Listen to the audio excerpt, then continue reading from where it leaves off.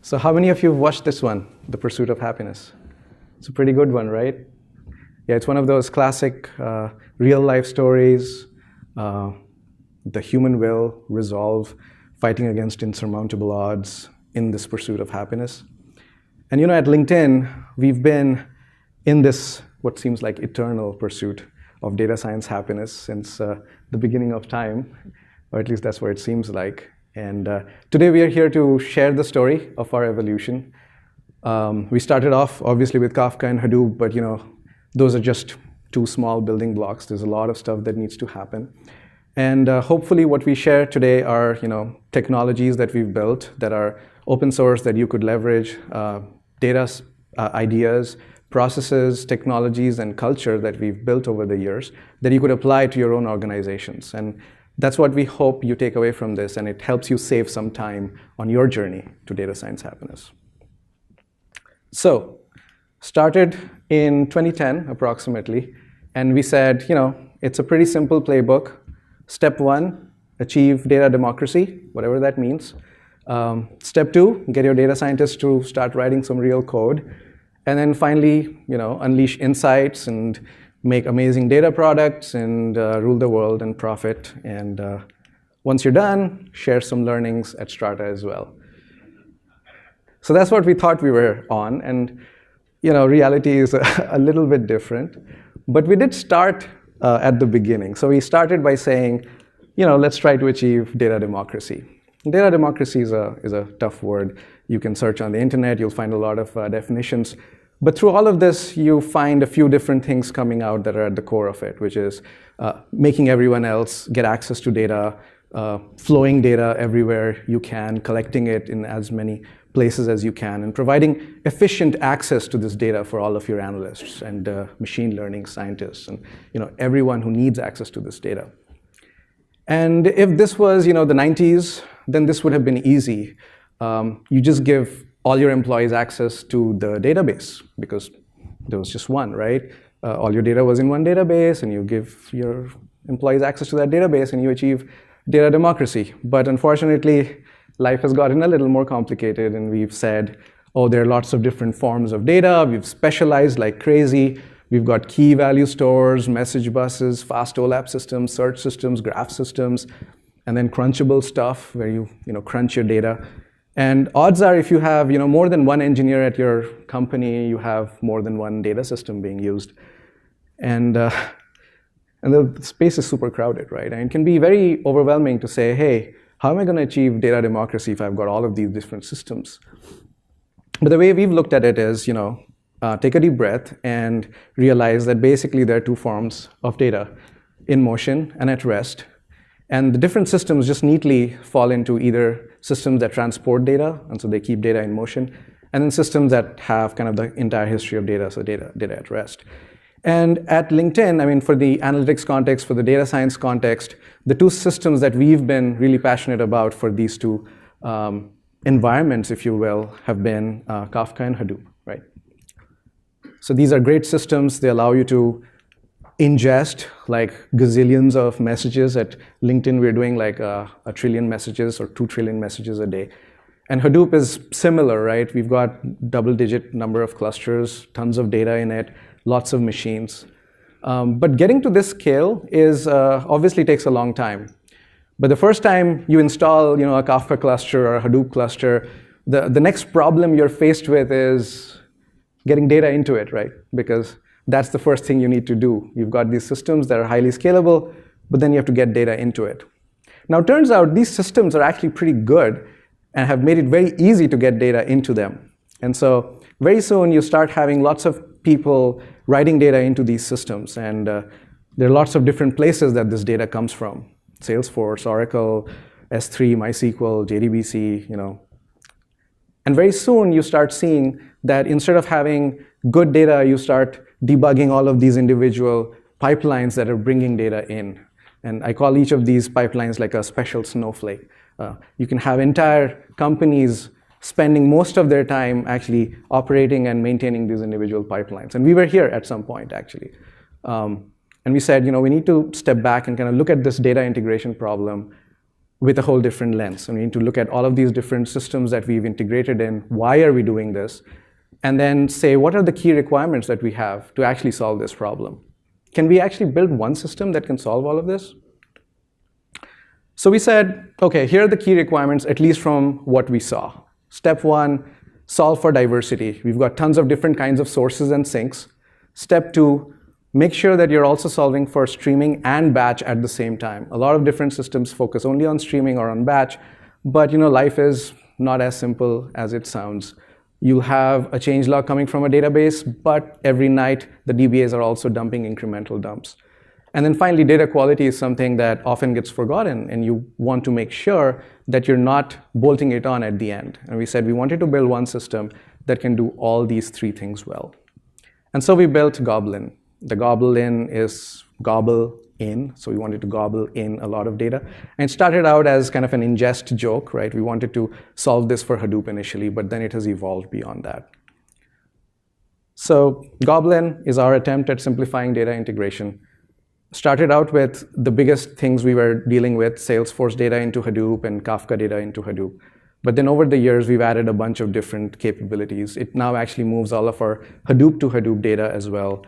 It's got a Kafka writer. And then over the years, we've just added on different sources and sinks. It is actually open source. A lot of companies are using it, and we're incubating it in Apache.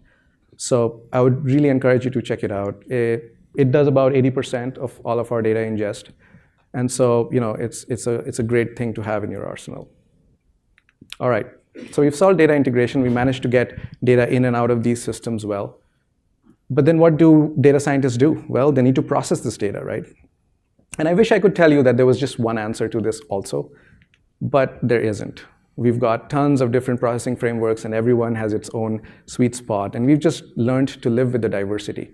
And this diversity will bite us in the end, but we'll come to that later. Once you've done processing all of this data, you need to query it, right? And then, so there's some good interactive ad hoc tools that have come out of Hadoop. Presto is great. We've started to use it.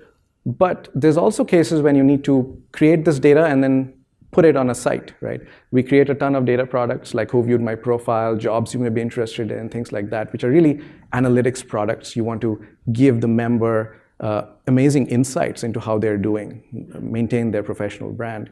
And to do that, you need to give them a system that can actually slice and dice billions of data points very quickly. And to do that, we built a system called Pinot. It's, in a simple sense, it's distributed multidimensional OLAP. And what it does very well is ingest data from Kafka and Hadoop in a seamless manner. And it's very good at giving you sub-second, low milliseconds to sub-second latencies. And we use it a ton on the site as well as internally. Of course, to get these low latencies, you have to give something up. It's physics after all. So we got rid of joins. But the trade-off works out for us.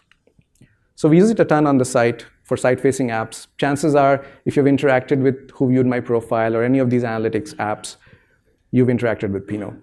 But then internally, we also use it for all of our reporting dashboards and a lot of our monitoring as well. This is also open source and being used obviously at LinkedIn, but also at Uber. And it's on GitHub, so check it out.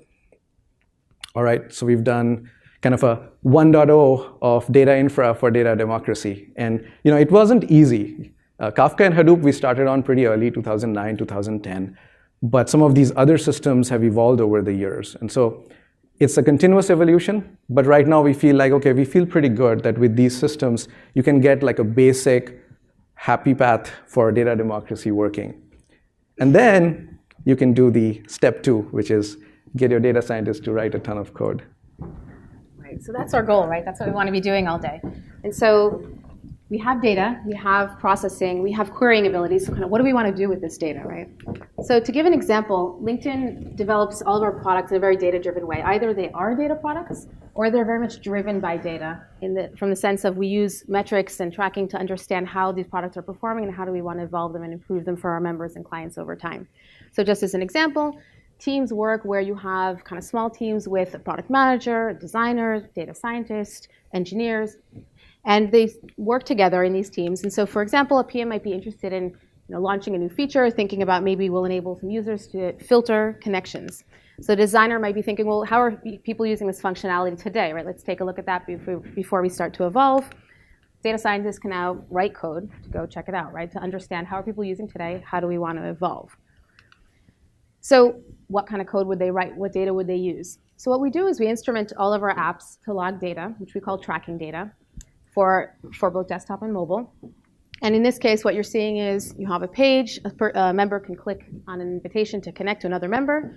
And so we log this as an invitation click event topic that goes to Kafka, and then we read the data off of Hadoop and process it and understand how people are using the site. And we can do this for things like viewing a profile, for sending an invitation, et cetera. And so really this tracking data is kind of at the heart of what powers all of our data products and all of our metrics and understanding of how users are engaging with LinkedIn. And off of this tracking data, we have over 1,000 tracking event types. We have, which with this being one of them, we have hundreds of metrics and data products. So a lot is built off of this tracking data. So let's talk for a moment about kind of the tracking data lifecycle. What's happening with this tracking data? So the apps are emitting tracking data of user engagement with the desktop and mobile. They grow through the transport phase, right? So they're produced, they go through the transport phase, right? They land in these various systems, and then people can consume them. Who? People like me, right? Data scientists. So we consume this data either for our member-facing products, for our data products, or for internal products like reports, dashboards, analytics to understand internally how people are using our products. But let's look for a moment at the teams involved here. And this is important because as LinkedIn grew, right, it started small, but now you have hundreds and hundreds of employees in this whole path. That's a lot of people, and we'll talk about why that's important later. So if you think about the production teams, right, these are product managers and developers for iOS, Android, and web. We have test engineers, right, so hundreds of people there. You have the infrastructure team, our friend like Shashanka, the Hadoop team, Kafka team, data warehouse team, et cetera. And then you have the data science teams, right, doing analytics and machine learning. So a lot of people involved in this production, transport, consumption cycle. So we'll come back to that. But let's take a look at it for a moment at just one example there. How do we compute a metric, right? One form of consumption of this data. So if we want, for example, to answer the question, how many people are viewing profile views around the world on LinkedIn, right? The metric is going to be profile views. So we take the apps and we say, okay, the app is a page. When this page is being viewed, right, a profile page, we can just count up the records of the tracking data that's being emitted by this profile view. We look at this page view event, and we see that the page key is a profile page, and so that's what we count up. So on the bottom, you see here the code for how many profile views are happening on LinkedIn. Okay, so you're summing up the page view events, and you see a graph here of profile views over time. But what happens when the product team responsible for the profile page decides to launch this amazing new redesign of the profile page? So they launch new profile page. Suddenly our metric is tanking, right? So the team, kind of the poor analyst all the way at the end of this consumption pipeline, has this metric that's counting up profile views, and their metric is dropping. Why is this happening, right? Are millions of people around the world suddenly not using LinkedIn to view profiles? No, it's just, you know, the poor person didn't know that they're also supposed to add to their metric new profile page, right? So that's a kind of a people problem, right? There's nothing in the process here or the pipelines to say, hey, you have to actually go add this to your metric code. So that's a solvable problem. You know, you email around, try to figure out what's happening, and add this to your code. The other one is a little nuance that we'll come back to later. There's an undesirable change here that's also happening, which is the team that is, you know, coded this up and is now emitting this record for the new profile page also is using this free-form text, this tracking info field, this really just string, and, you know, inadvertently changed it from viewee to viewee_ID. Subtle change, but that'll kind of hit us later. So that's one example of one metric and how we use data to create a metric. What was happening at LinkedIn about 3 years ago was that we had many, many different metrics being built by many people with many different technologies. And it's great to have an abundance of technologies if you have, you know, different skill sets and different people trying to solve problems and the best tool that they have available to them. But the problem is that it was really causing issues. It was an operational challenge for our infrastructure team. So relative to the number of tools and people creating things in terms of metrics, there were very few people to actually support all of these technologies. And the other problem with that is that we actually had diminished trust in the organization because we had multiple sources of truth. So you might have two different analysts creating metric code for seemingly the same metric profile views, but they're giving you different answers. Right? And so there's a lot of flurrying around of which one's right and what are we doing here. And that was really causing diminished trust in the system. And so we had to solve for that. So kind of in terms of what was causing unhappiness at this phase, there were no contracts. So downstream scripts broke when upstream changes happened. And in computer science, there's kind of two hard things. One of them is naming things. So naming things was hard, meaning we had different semantics and different conventions being used by basically various product teams across the growing organization. And that was causing it to be really hard to actually do anything. So a poor person at the end of it having to, for example, count up profile views, had to email around a bunch of teams to make sure that their metric code is right. That's not a sustainable and scalable way to do things. And so that was a problem. And it was inefficient and potentially wrong. And finally, this discrepant metric logic was causing lack of trust. So how did we solve this? So for the first, the no contracts problem, basically we said we need to choose a really dead simple serialization solution to make sure that things are not breaking at serialization or deserialization. So we standardized on Avro. And it gave us at least the benefit of being able to evolve our data model. So as long as we kind of complied with the Avro format, we're basically meaning things like, if you add a column, that's OK. If you remove a column, that's not OK. It'll break things.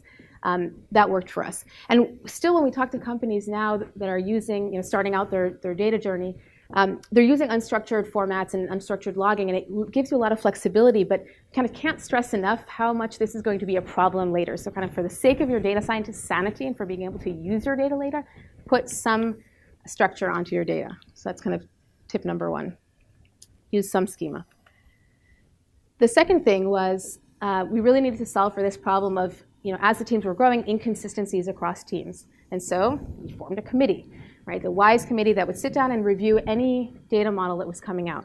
And so the purpose of this was really to have a weekly meeting, 3-hour-long meeting, where any new data model that was going to come out was reviewed across really a kind of cross-functional set of people all the way through the tracking cycle, so that we were making sure that kind of any concerns at any point in the tracking data lifecycle were caught. So we would later be able to use these data, mash up different data sources in ways that they're actually adhering to conventions and kind of best practices that we've developed. And so we did that. So kind of show of hands, who thinks this worked well? Okay, yeah, people hated it. So it took these poor people 3 hours every week to sit down and review schemas and new data models and kind of go on iterations. And people were waiting for a week to get their things reviewed. So it was really causing a bottleneck, which was not working well. And so the lesson there for us was we have to evolve. So basically, we put tooling in place to codify any conventions that could be done so that we were catching things early and enabling people to do things quickly. But then this review had to be a constant cycle. And so we shrunk down the time from being able to give people a ship it on their new data models from a week to a day. And that was important. And finally, the discrepant metric logic. And so Shashanka will talk about what we did to solve that. Sure. Well, we asked our data infra friends for help because this is a problem that was causing churn for the data scientists. Right, so we again kind of did the unthinkable. We said, let's take all of these different systems and try to see what are the common patterns here and try to see if we can get one thing to solve it all. And the first thing we did was first say, let's put all the code in one place, or try to. And that was kind of we didn't think it would work, but surprisingly, it actually has. Git scales remarkably well. So we have a single source of truth for all our business metrics, and we've standardized on a single template for metric computation. And what that does is, it allows a metric owner to walk up to the repo, figure out what metrics exist, iterate on the sandbox until they're happy with how the metric looks, and then check in the metric to a code repo, which then builds and deploys into a standardized environment. And we're computing 5,000 metrics daily on this thing. What it does really is forms kind of this harness. So the UMP, or the Unified Metrics Platform, is sort of a harness that takes your metrics logic and then applies all of the stuff that people always get wrong. Writing incremental code, writing aggregations, doing backfills, automatically joining with the right standardized data sets. And it does all of that and auto-loads all of this data both into Hadoop as well as into Pinot, so that you can have standardized dashboards that can be generated off of this data automatically without having to actually go in and write a bunch of code. And so that's been a huge win. But then on top of that, this standardized data is also accessible for all of the downstream interests, which are analysis or anomaly detection, machine learning. All of these use cases are going off of standardized data. So now when I have some report that I'm showing to an exec, and I also have recommendations computed, they're all going off of the same feature definitions, which is amazing. The other thing we did was, Yael talked about how production of data itself can be a problem, right? If you've got garbage coming in, guess what? Your insights are also going to be garbage. So we did a bunch of stuff with the tracking platform. We wrote a bunch of code to make sure that data was clean coming in, made sure schema compatibility was checked, that the time field was filled out correctly, because that's kind of important. And then we were auditing data end to end so that we knew that we had all the data that came in.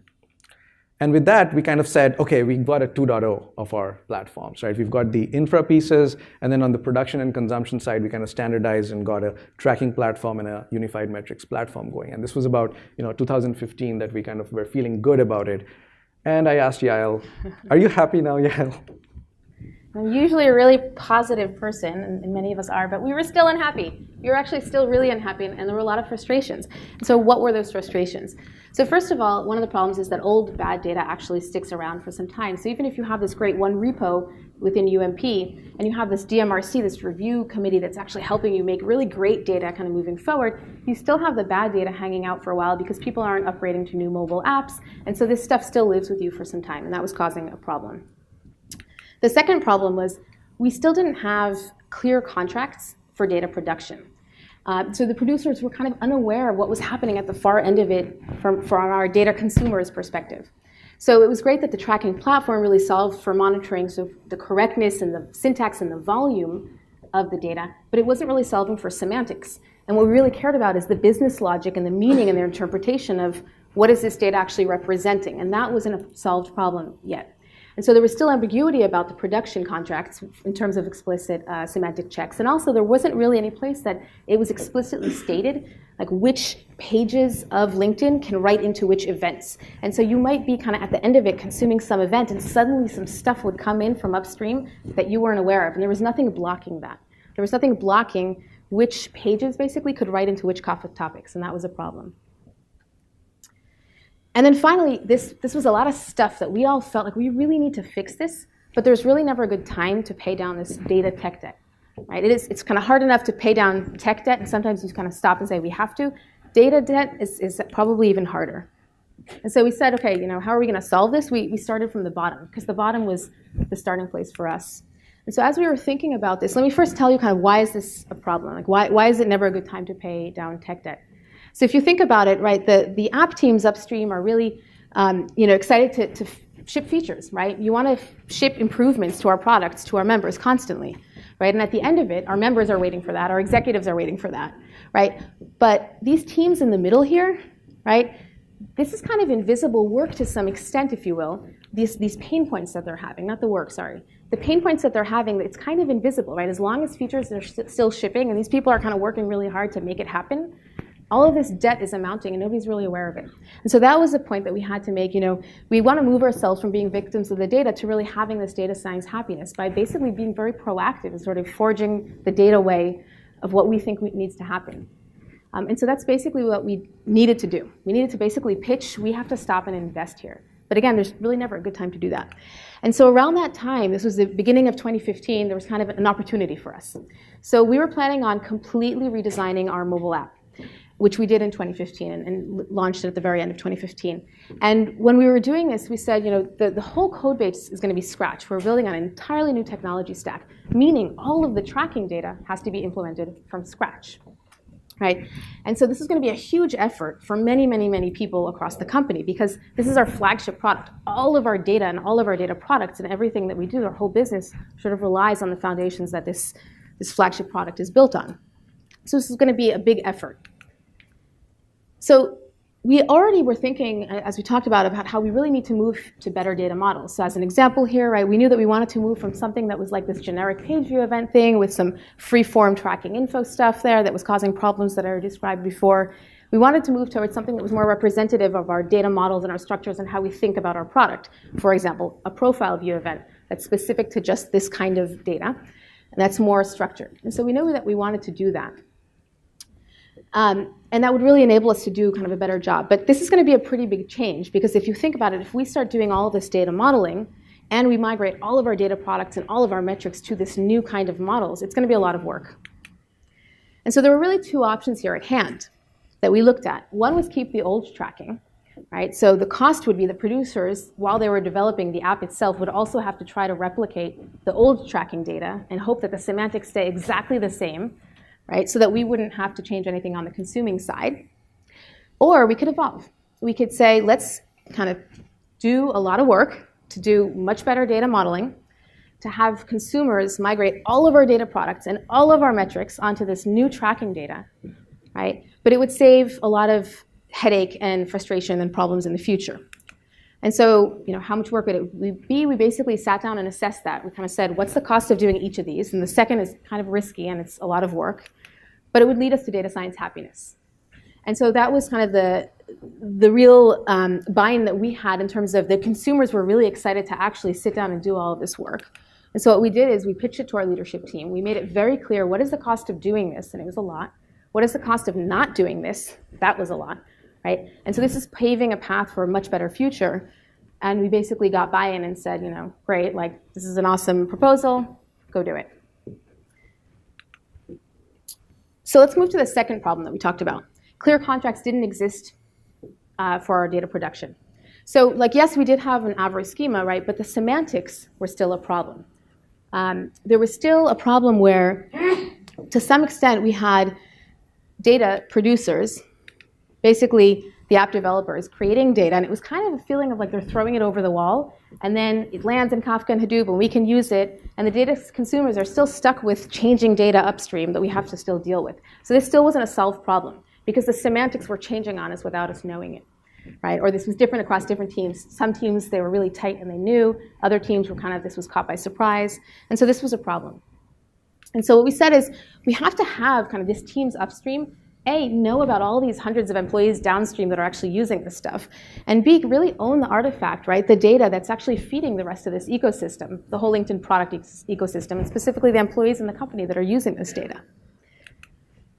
And so kind of moving from victims of the data to data science happiness, the idea was, let's have proactive joint requirement definitions where these people are basically sitting in a room together, right, and actually aware of each other's concerns and mapping out very clear semantics. So there's certain cases where you want to have decoupling of production from consumption in terms of physical locations, in terms of people being able to write code and evolving without having to constantly talk with each other.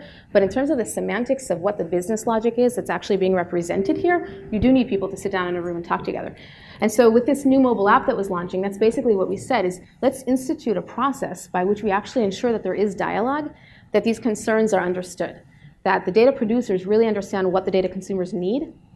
And so we instituted a process by which this happens, a very proactive kind of joint partnership between the product managers, the data scientists, and the engineers to create what we call tracking specifications and sign off on them. And then we also said, okay, we're writing this new app. Things were really hard that should be really easy, like page flow analysis. Why? Because different teams had been creating their own pages, and so they were tracking it in different ways. So doing something as simple as like when people come to LinkedIn, how do they move from one page to the next was really hard, and that's crazy. And so we said, we have to resource this. We have to do this at the framework level and create something that is so unified and standardized, it's hard to get wrong. And so that's also what we did. And then finally, what we did is say, okay, we have to actually tool this, right? So we have to make it hard for this process to go wrong. So it's great that we had people sit in a room and create this tracking document, right? But if it lives on some wiki or Google Doc, it's going to go wrong, right? How are you actually monitoring it and making sure that people are adhering to it and that the data production is actually not deviating from what the agreement was, right? That has to be tooled. And so you kind of have to support this cultural change of caring about data and thinking about data and all owning the data together by tooling beyond the process. And so that's what we did. We basically developed a tool where the teams specify within this tool what is expected, what is required, what is kind of demanded in terms of the data production, and then that is monitored and has to be adhered to, because if anything tries to go to production without adhering to it, it gets blocked. So now moving on to the first problem. Yeah, the first problem, which was that we still had to deal with all of this old bad data that we had to make work with the new data that was coming in. So think of like a huge tsunami of new data coming in, but then you've also got a lot of old data that's sitting around. And I'm not much of a data modeling person, but I see data models as fads. This is the year of generic schemas, and the next is the year of specific schemas, and who knows, year after that, it's back to generic schemas again. So as an infrastructure person, I look at it and go, okay, I guess we just need to be ready for change all the time. And so that's really the lesson we looked at when we said, how do we solve this problem? And we said, okay, you've got something that's a profile view event, and you've got something else that's a page view event, but you want kind of the downstream ecosystem to look at them both kind of the same way, or you want to insulate them from all of the churn that's happening upstream. And computer science, you can solve every problem with another layer of indirection. So we're like, okay, what's this new layer of indirection that we could invent? And so we looked around and we said, how do we do this? We had some really big challenges on our Hadoop ecosystem, actually, because we were treating HDFS as a file system, right? Not as a database. So people were writing load and putting in like a folder name in there and specifying the exact format to load the data in, which is Avro. So there's a lot of assumptions right there. It's basically saying page view event only lives there. It's always stored using Avro, right? Which means that you've got your raw data, right? And you've got all of these different processing frameworks that I just talked about a long time ago, accessing it like it's their personal stuff, right? And there's no way to protect yourself. And in the services world, people have actually solved this problem. They've said, you've got your domain model, and that's your insulating layer. You think of it as like a data API, and everyone accesses it through that. So that way I can change my data models and not have to deal with supporting all of these different ways of accessing my data. I own my data API. But how do we do this? We basically need microservices for data. This is a new term. No one has solved this yet, except the database community, right? Because they are always onto these things, like 30 years before everyone else. So views. Views actually work quite well, except people abuse it all the time, and then they get a bad rep. And sometimes they don't scale. And on Hadoop, there isn't kind of an equivalent. And I talked about kind of the processing diversity we had, right? So we ended up building a project called DALI. I mean, it was surreal to attempt it, which is why the name came. In that time frame. In that time frame. But it also stood for Data Access Layer for LinkedIn. And so we wanted to abstract away these physical details and make Hadoop look more like a database with all the good parts of a database and not take in all the bad parts, right?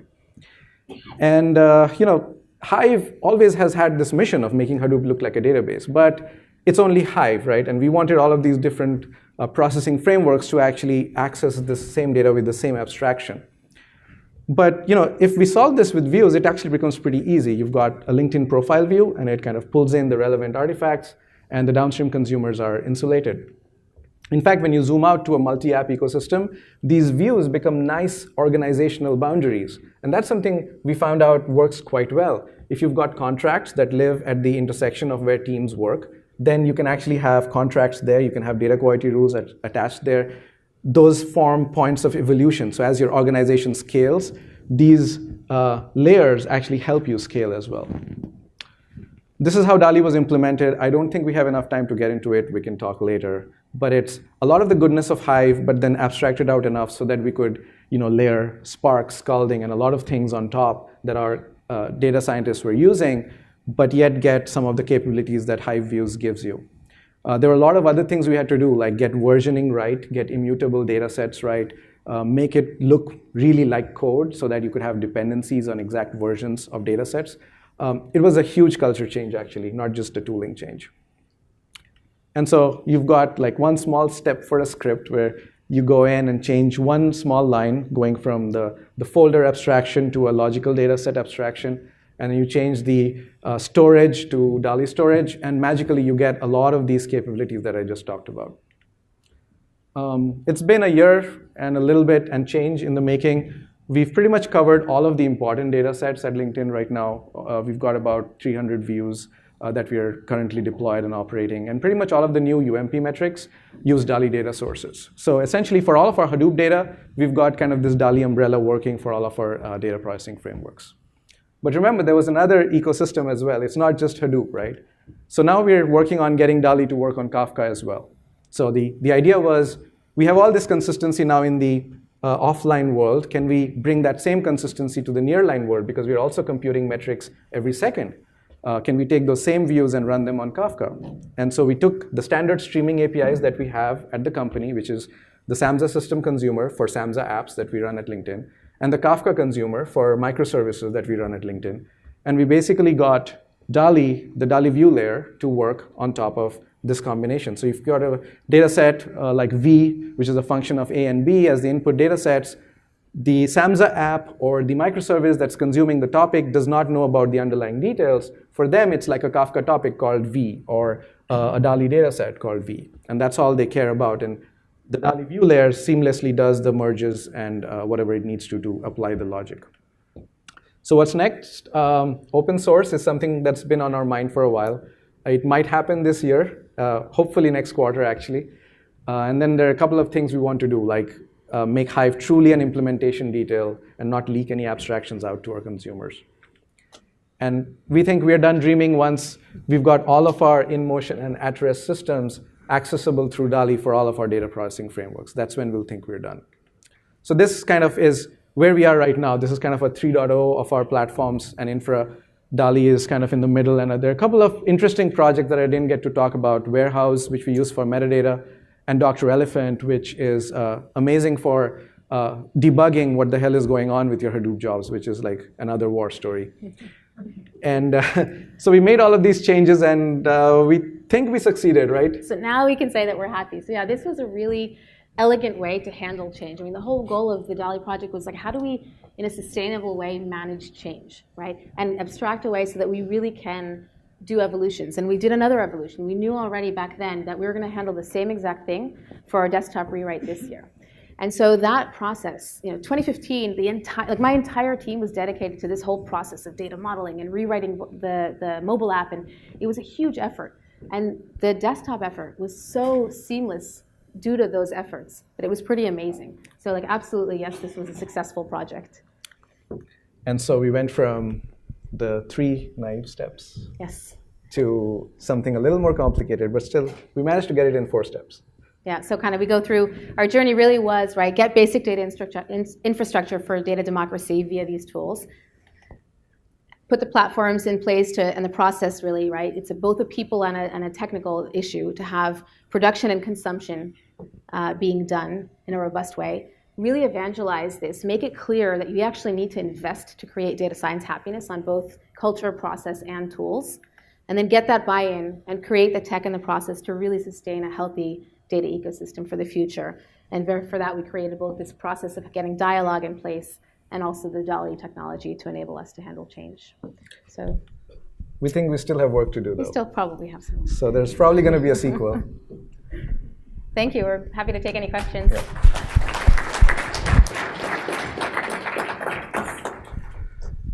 So you said that your entire team was working on this. Does that mean that you got executive buy-in, that you weren't doing other things as well? That yes. Were you able to basically put on hold new products, reporting, yes. ad hoc questions, and did people abide by that? Yes, I mean, that's exactly what we needed to do. We basically said, this is going to be the cost. The entire team is going to be devoted to this, or right, 70% of the team.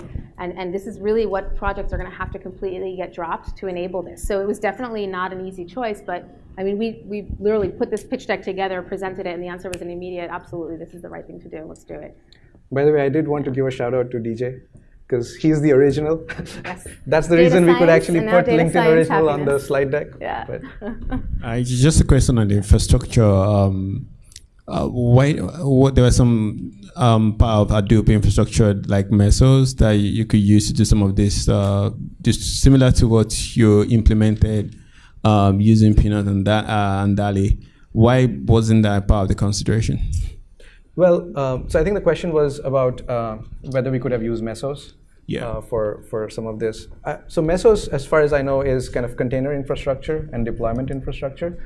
And so actually on the online side, where our services run, we have something similar using Docker containers and kind of managing fleets of containers for our online services.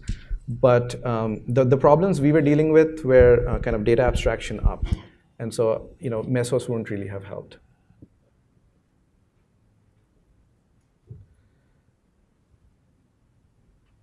All right, thank you. Oh, awesome. DJ? So when you look at the arc of all these challenges and the buy-in,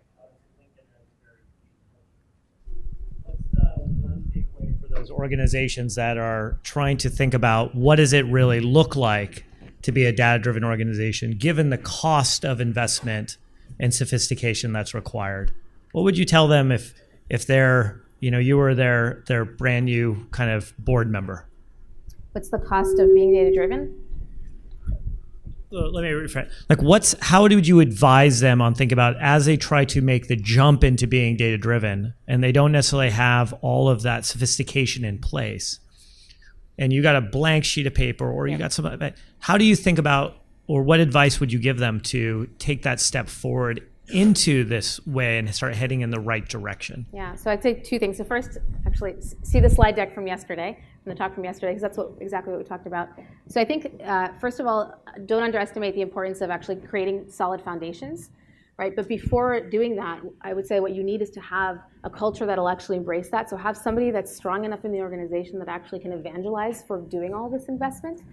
And if you don't, right, if you don't have that, find it, or have an executive sponsor for it. But that's, I think, the piece that, right, when it starts from the top and it flows, like the culture is the most important piece. Because through culture and actually wanting to be data-driven, but understanding what data-driven really means, right, then you can invest in the processes and the training of the organization and the tools that are needed in place, both for the organization and for the data science productivity itself.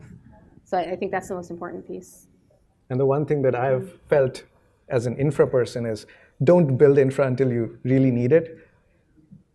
Try to steal as much infra as you can, but when you use it, don't tie yourself too tightly to it. So build in the right layers in your, like, there is the power of abstraction, right? Make sure when you use Cassandra for sake of the argument, don't have Cassandra be all over your code base, because if you decide tomorrow to use something else, you're going to have a hard time. Yeah, and the other thing I would add, just for people that are struggling with this now, because a lot of questions yesterday was, my upper management doesn't understand data science. Like, I get it, I know what the value is, they don't get it. Small wins, right? Create small wins where you're carving out some time to make something that's really substantially kind of step function improvement in whatever exists. Show that, and that'll make the case for the next iterations of actual investment.